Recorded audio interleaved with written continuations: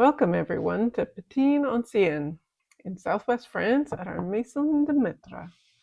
Today I'm showing you our gardens before, during, and after the cleanup over the past 6 months and discuss the pitfall of vines. Here's the back garden before we moved in while viewing the property. Lots of removal of vines on the outside so we can open the shutters and let some fresh air in. And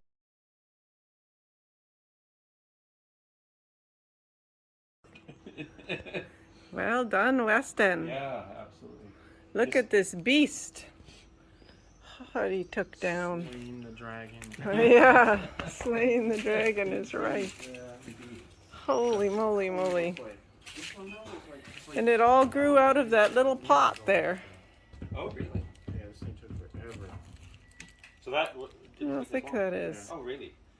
Wow. This one was thinking. Did you have And he got down the cement. Drop it at it, or was it just hard work? It wasn't very fun. No. Okay. Thanks, Wes.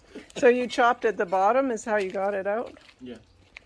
Cement planter. That was. And with eye protectors and. Oh yeah. Hi, Rika. I was using one buddy. the whole time. Okay, I'm gonna. Then Brad was able to pull all the ivy off the terrace roof.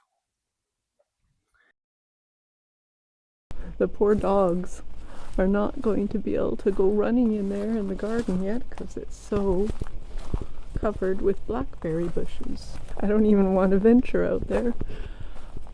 You can't even get through to see the view back there.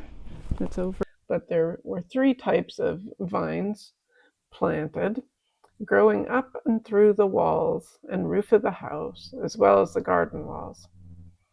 There was variegated ivy, Virginia creeper, the one that changes color in the fall, and also Asiatic bittersweet vine. This is an exotic invasive vine I discovered, identified by its orange roots. The majority of the vines on the outside of the house had been cut at the base before we saw the house, so many had already begun to die back. The ivy was still partially growing from a massive trunk out of an old lead pot. Okay, and we go out to the side garden. Weston's gonna do some weed whacking time. The house had been empty for about 3 to 5 years, and before that, the lady living in the house was in a nursing home, unable to keep up with the gardens. So it's understandable how it got out of control. Weston did a great job with the weed whacker and pulling ivy off all the stone walls.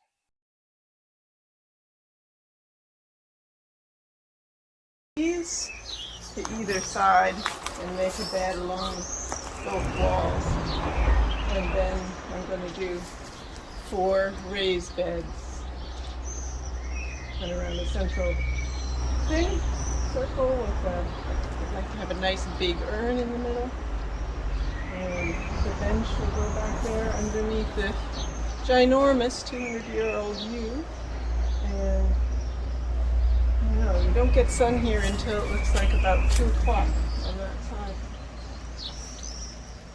So I was thinking of espaliering fruit trees along there, but I don't know if they'll get enough sun.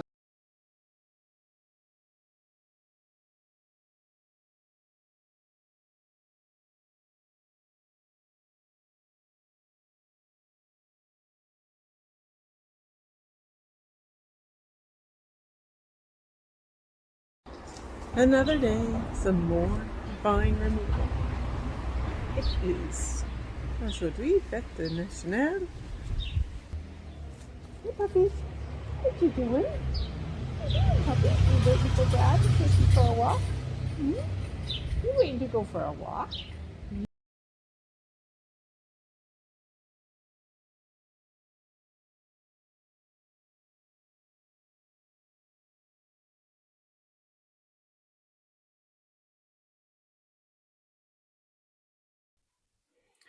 I know many people love the look of ivy on the house as it stays green and lush or changes colors in the fall.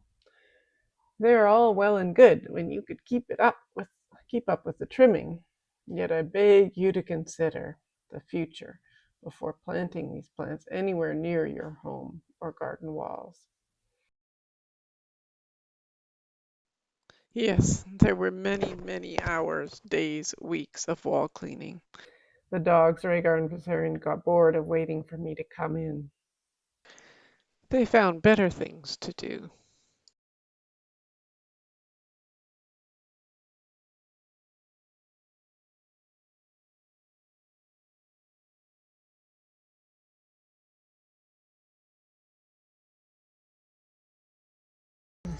It's losing a lot of its mortar. I don't know what's on the other side of it because that's someone else's property. It's for sale right now. A guy came by wanting to see this side of the wall to see how it looked, which he was happy with, but I don't know, I'm worried it might be cement on the other side, and that's why some of the rock or they've got lime mortar in most of them, and there's for some reason that corner of the house, dyslexic, no, right there's a whole lot of cement, I think, coming off that's over the stone, and there's ants in there that have been putting their babies in there, so I might need to put some ant bait in there. Another day of removing vines from the house. We got agreed for putting up the scaffolding at the front, and so that was good because you're supposed to give 2 weeks notice, and I didn't even give a week, so they were very kind and helpful.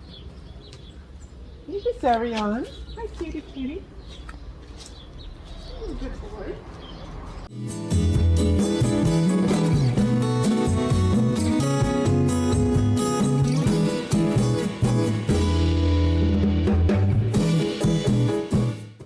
Well, never a dull moment.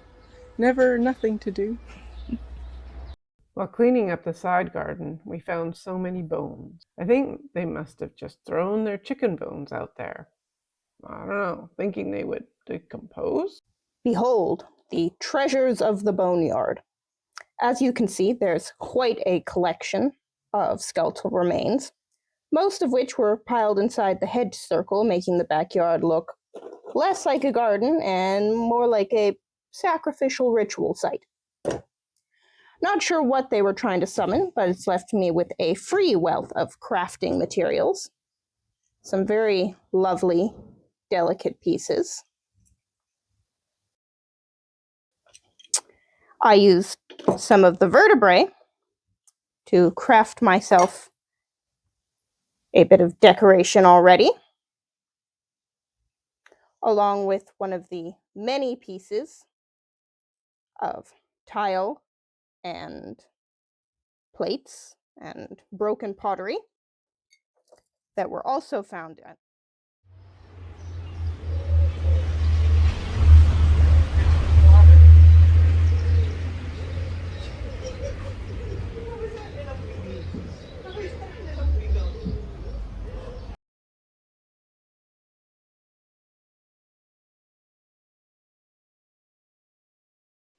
So we had to buy a new ladder, as the one that was left of the house was wood, but it was pretty wobbly.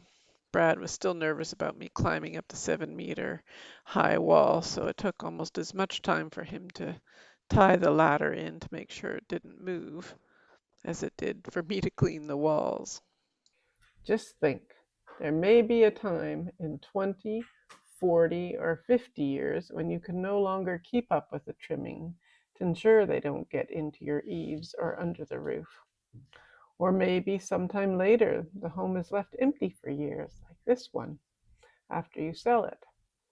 These vines damage the stone walls by growing through them. They pull out pieces of stone with their sticky attachments, and it's almost impossible to remove them.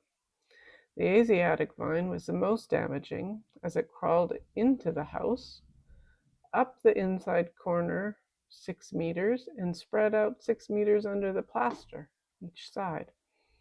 It was firmly stuck between the 30-centimeter deep limestone walls. See my other videos linked showing the damage it did within. Weston and I power washed the stone walls after he hacked off the ivy, which is still embedded in the walls. It's so hard to get rid of this once it's there.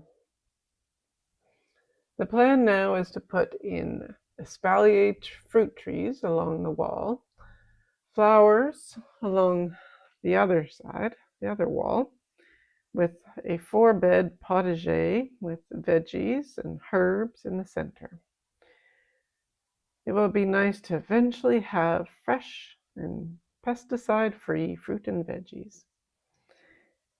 We plan on having self-binding gravel sitting areas near the house that continue to pathways between the garden beds. And we'll likely have just bark under the giant yew with some woodland plants. We have to wait to put in the self-binding gravel until I repoint the corner of the wall by the house and all the other gaps between the stones caused by the vines. We transplanted a lot of the oval hedge, but as there were so many, we gave most of them away to a guy who was planting them in his large garden. Anyways, so yes, I definitely do not recommend planting sticky vines on your house or garden walls, as beautiful as they are, unless you have some kind of impenetrable house siding, I don't know, or some who's willing to be forever removing them. So next up, I will do some more before and after shots of the house and the progress we've made so far. If you want to know when the next video is released, please like and subscribe. Thanks so much. À bientôt from Patine Ancienne in sunny southwest France.